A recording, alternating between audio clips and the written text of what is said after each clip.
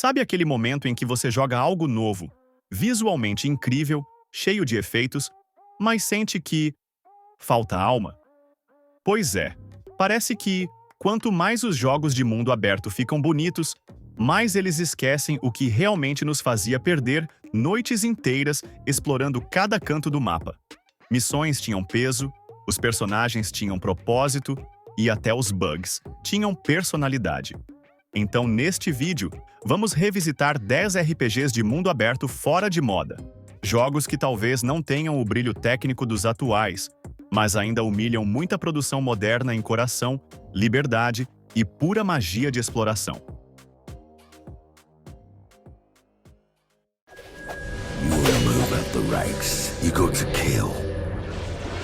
Antes de o gênero de mundo aberto virar uma corrida por mapas gigantes e side quests infinitas, Shadow of War já fazia algo que poucos conseguiram repetir até hoje: dar vida aos inimigos. Literalmente. O sistema Nemesis foi, e ainda é, uma das ideias mais geniais que já surgiram em um RPG. Cada orc, cada comandante, cada criatura que cruzava seu caminho podia se lembrar de você, te caçar, zombar da sua derrota ou jurar vingança por um golpe que você deu horas atrás. Eles tinham personalidade, voz e até uma história que se criava organicamente conforme você jogava. E isso, convenhamos, é algo que quase nenhum jogo moderno conseguiu superar. Mas Shadow of War não se contentava em ser só um sistema inteligente. Ele te colocava no centro de uma guerra viva, te fazia conquistar fortalezas, montar exércitos e moldar Mordor do seu jeito. Não apenas com espadas e feitiços, mas com decisões. Era uma mistura perfeita entre ação brutal e estratégia. Um equilíbrio que fazia cada vitória parecer pessoal. Mesmo anos depois, poucos mundos abertos conseguem te dar a sensação de que cada batalha tem consequência, que cada inimigo é único. Shadow of War pode até ser considerado fora de moda hoje, mas a verdade é que muitos jogos atuais ainda tentam alcançar o que ele já fazia com maestria.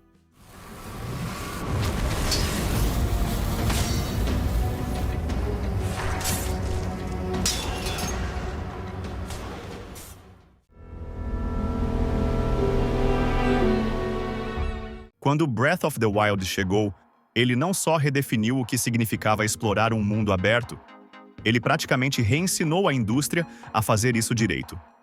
Nenhum marcador te guiando, nenhum caminho te segurando pela mão. Só o silêncio, o vento e aquele primeiro passo fora do santuário. O segredo do seu sucesso está em algo simples, mas raro: liberdade com propósito. Cada montanha que você escala, cada vale que atravessa, cada pedaço do mapa escondia uma pequena história esperando para ser descoberta. Nada parecia jogado ali por acaso. Era como se o mundo respirasse junto com o jogador. E mesmo com gráficos já datados, Breath of the Wild ainda humilha muitos jogos modernos em um ponto crucial: o senso de descoberta real. Não há recompensas automáticas, não há atalhos. Tudo o que você conquista porque foi curioso o bastante para tentar. Do sistema de física quase imprevisível às pequenas interações entre clima, fogo, vento e eletricidade, o jogo transformava a exploração em uma forma de arte. E no fim, essa é a magia que poucos conseguiram replicar desde então. Te fazer sentir pequeno, diante de um mundo que, de tão vivo, parece te observar de volta.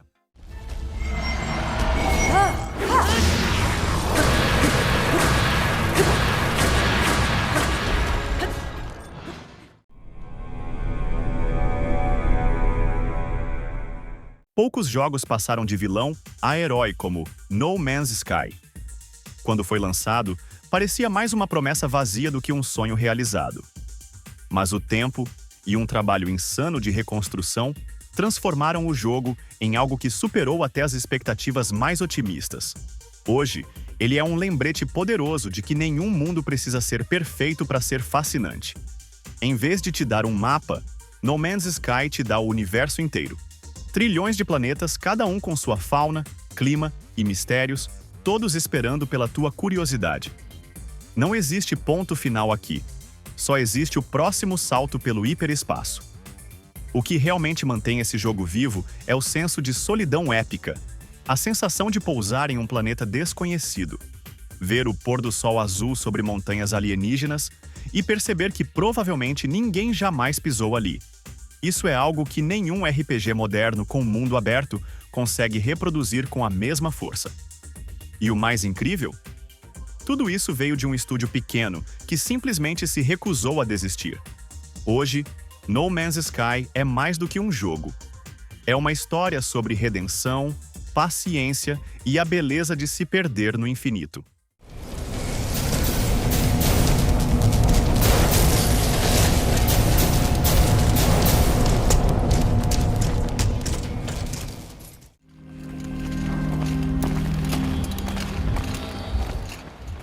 Existem jogos que envelhecem bem, e existem jogos que envelhecem como lendas. Horizon Zero Dawn é desse segundo tipo. Mesmo anos depois do lançamento, ele ainda consegue humilhar muito RPG de mundo aberto moderno em 3 coisas: direção artística, narrativa e ambientação. A mistura de tecnologia e natureza aqui não é só estética, é identidade. Um mundo onde civilizações renasceram entre as ruínas metálicas do passado, onde máquinas caçam humanos e a humanidade voltou a venerar o que não entende. E no centro disso tudo, Aloy, uma protagonista que não depende de clichês para ser memorável. Ela é curiosa, racional e destemida, com um arco que cresce junto com o jogador. O sistema de combate ainda é uma aula de design. Nada de apertar botões e vencer na força bruta. Aqui, cada confronto é uma dança estratégica. Derrubar uma fera mecânica exige observar, planejar e atacar com precisão. Armas, armadilhas e o arco sempre em movimento criam uma sensação de tensão constante que muitos jogos modernos tentam copiar e falham miseravelmente. E graficamente? Mesmo hoje, Horizon Zero Dawn parece um jogo do futuro que, por algum motivo, resolveu visitar o passado.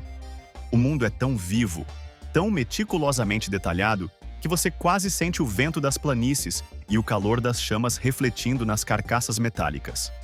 Horizon Zero Dawn provou que um mundo aberto não precisa ser o maior, desde que seja imersivo o bastante para fazer você esquecer o real por algumas horas.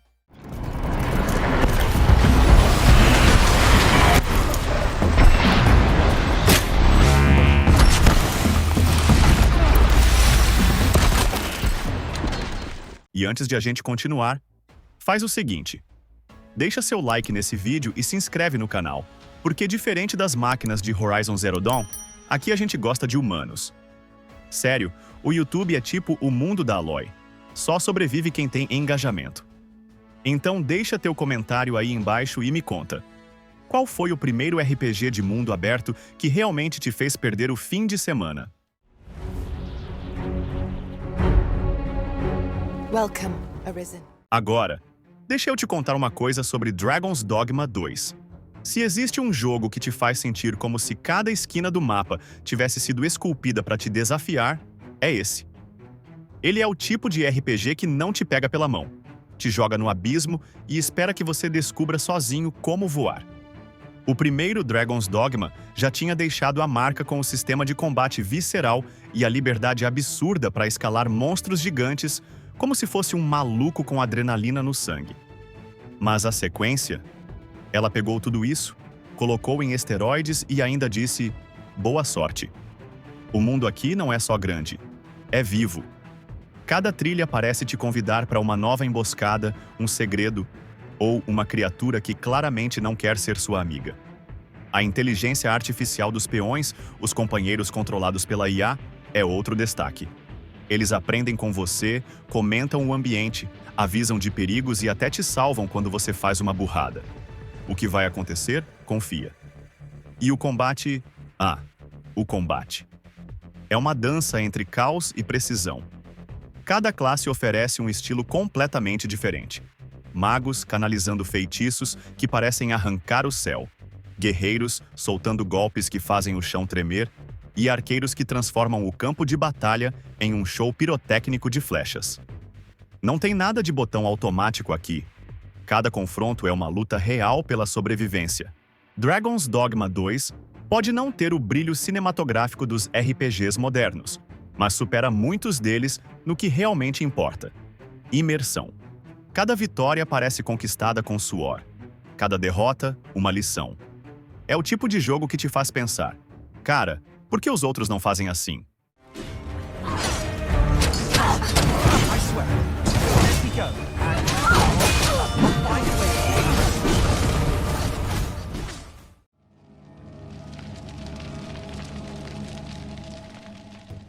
Agora chega a hora de falar de um dos gigantes, The Witcher 3, Wild Hunt. E sim, ele ainda humilha metade dos jogos que tentam ser cinematográficos hoje em dia.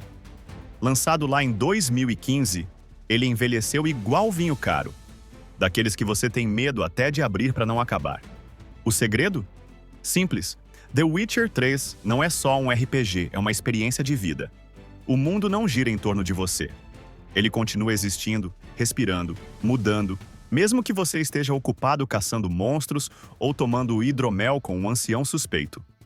As missões secundárias aqui são tão boas que fariam muita campanha principal morrer de vergonha. Nada de mate 10 ratos e volte. Aqui, cada decisão tem peso, cada diálogo pode mudar o rumo de uma história. E às vezes o final feliz vem com gosto de arrependimento. E aí tem o Geralt, um protagonista que prova que carisma não vem de frases heróicas, mas de cinismo, ironia e um bom corte de cabelo branco. O cara pode estar cercado por espectros, políticos corruptos e bruxas perigosas. E ainda assim arranja tempo para cuidar do cavalo e discutir filosofia existencial com um troll. Visualmente, The Witcher 3 continua dando aula. A direção de arte, o clima das vilas, o pôr do sol nas planícies de Velen, tudo tem uma alma. E mesmo anos depois, o combate, com suas poções, magias e decapitações ocasionais, ainda é mais satisfatório do que muito título Next Gen, que parece um desfile de partículas. O fato é que The Witcher 3 não envelheceu, ele virou referência. E enquanto a maioria dos jogos modernos tenta te impressionar com gráficos ou promessas de mundo dinâmico, Geralt só acende uma vela, dá um gole no vinho e diz: boa sorte tentando me superar.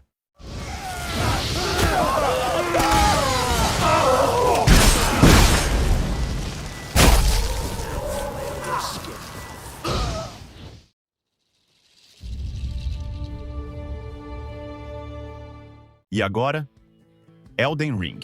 O jogo que chegou olhou para todos os RPGs de mundo aberto e basicamente disse: vocês estão fazendo isso errado.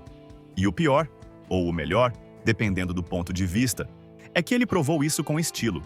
Enquanto muita gente achava que o gênero já tinha atingido o auge, Elden Ring veio e redefiniu o conceito de liberdade. Não aquela liberdade de mapa cheio de ícones e missões repetidas, mas a liberdade verdadeira, a de olhar para uma montanha no horizonte e pensar: eu posso ir até lá. E quando você chega, descobre que tem um dragão gigante te esperando, só para te lembrar que humildade é uma virtude. O mundo do jogo é vivo de um jeito diferente. Não é um mundo que te explica tudo.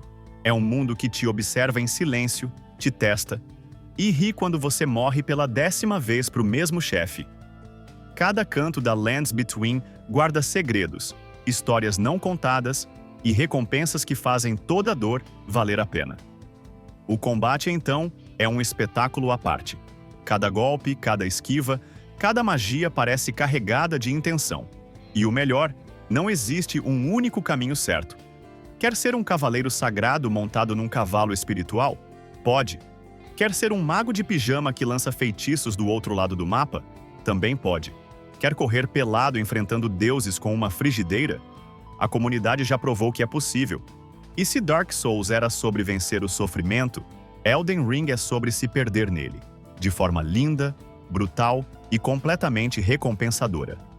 Poucos jogos conseguem te fazer sentir tão pequeno e tão poderoso ao mesmo tempo.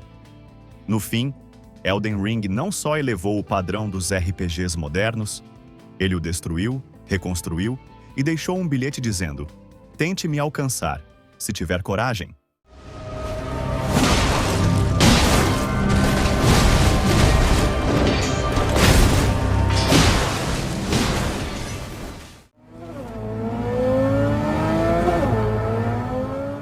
Ah, Cyberpunk 2077. O jogo que prometeu o futuro e entregou o apocalipse, pelo menos no lançamento. Em 2020, ele chegou cheio de bugs, falhas e memes suficientes para gerar uma nova religião gamer. Mas o que pouca gente percebeu é que, anos depois, Cyberpunk deu a volta por cima de um jeito que até Keanu Reeves teria orgulho. Hoje, o jogo é quase irreconhecível. Com as atualizações, a expansão Phantom Liberty e um sistema policial finalmente funcional, Night City virou tudo o que ela sempre quis ser. Um dos mundos abertos mais imersivos já criados. Cada rua parece ter uma história, cada neon parece respirar, e cada NPC parece pronto para te dar um tapa se você estacionar a moto no lugar errado. O combate ganhou ritmo, as habilidades ficaram insanas, e agora você realmente se sente como um mercenário cibernético. É possível hackear câmeras, invadir cérebros, explodir implantes e transformar uma missão simples num caos cinematográfico. Sem falar no sistema de builds, que hoje permite combinações absurdas, tipo um samurai hacker com braços de gorila e um implante que te faz correr pelas paredes. Mas o que realmente mantém Cyberpunk 2077 relevante é a atmosfera. Poucos jogos capturam tão bem o peso da solidão num mundo tecnológico. A história de Vi e Johnny Silverhand é trágica, humana e cheia de escolhas que te fazem parar o controle por alguns segundos e pensar: será que fiz a coisa certa? No fim das contas, Cyberpunk 2077 virou o maior exemplo de redenção dos videogames. De um desastre técnico a uma obra-prima moderna. É como se a CD Projekt tivesse instalado o patch da maturidade e, finalmente, deixado o jogo rodar a 60 FPS, na alma dos fãs. You're here.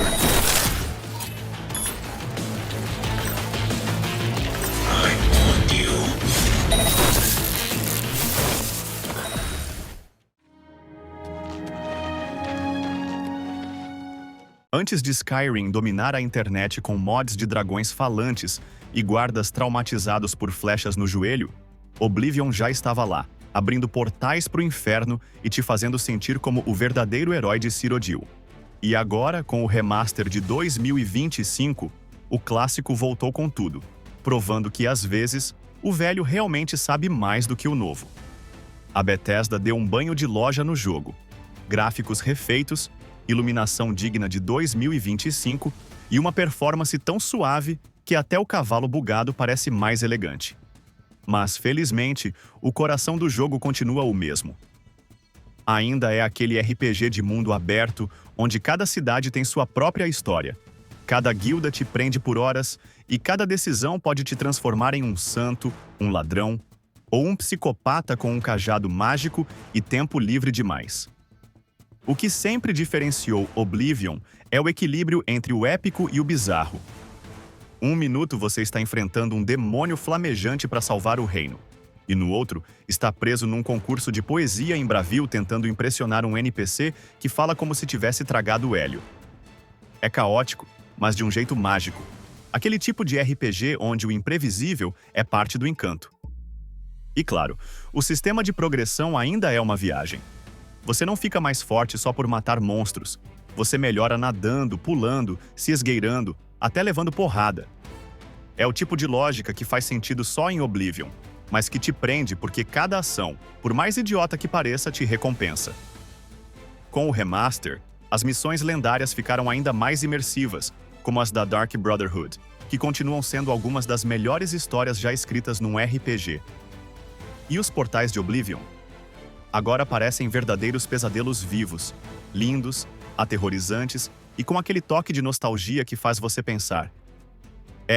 A Bethesda até sabia fazer magia antes de vender tudo em pedaços de DLC. No fim, Oblivion Remastered é mais que uma viagem ao passado. É um lembrete de como os RPGs de mundo aberto conquistaram o coração dos jogadores. E mesmo depois de quase 2 décadas, ele ainda humilha muito jogo moderno por aí.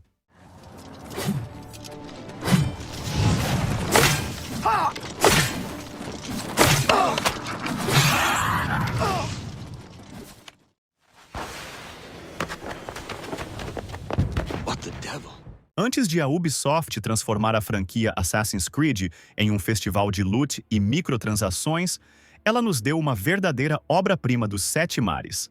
Black Flag. Um RPG de ação que misturou pirataria, liberdade e filosofia de assassinos em uma das experiências mais viciantes da era do PS3. E que, sinceramente, continua incrível até hoje. Você assume o papel de Edward Kenway, um pirata carismático e ambicioso que não está nem aí para templários ou credos. Pelo menos no começo. Ele quer ouro, rum e aventura. Mas conforme o jogo avança, você vê Edward se transformar, entendendo que ser livre de verdade vai muito além de navegar pelos mares. E falando em mares, é impossível não se apaixonar pelo navio Jackdaw. Poder personalizá-lo, caçar navios inimigos e comandar sua tripulação ao som de cânticos piratas é simplesmente mágico. Cada batalha naval é um espetáculo. Canhões trovejando, ondas gigantes e o sol se pondo no horizonte enquanto você saqueia mais um navio espanhol. É o tipo de imersão que poucos jogos conseguiram repetir até hoje. Mas Black Flag não é só sobre batalhas no mar. Ele também te dá um mundo aberto riquíssimo, cheio de ilhas tropicais, cidades vibrantes e ruínas misteriosas para explorar. Você pode mergulhar em busca de tesouros, caçar tubarões, escalar fortalezas ou simplesmente se perder no pôr do sol caribenho. É um jogo que faz você sentir o gosto da aventura em cada detalhe. E o melhor de tudo, o equilíbrio entre ação e narrativa é perfeito. O combate é fluido, o parkour é rápido, e a história mistura liberdade e propósito de um jeito que te faz refletir. Até onde vale a pena lutar por algo quando o mundo inteiro parece corrompido? Mesmo mais de uma década depois, Assassin's Creed 4 Black Flag continua sendo um dos capítulos mais amados da série. Um lembrete de que, antes de tudo, Assassin's Creed já foi sobre explorar, sonhar e viver como um verdadeiro lobo do mar.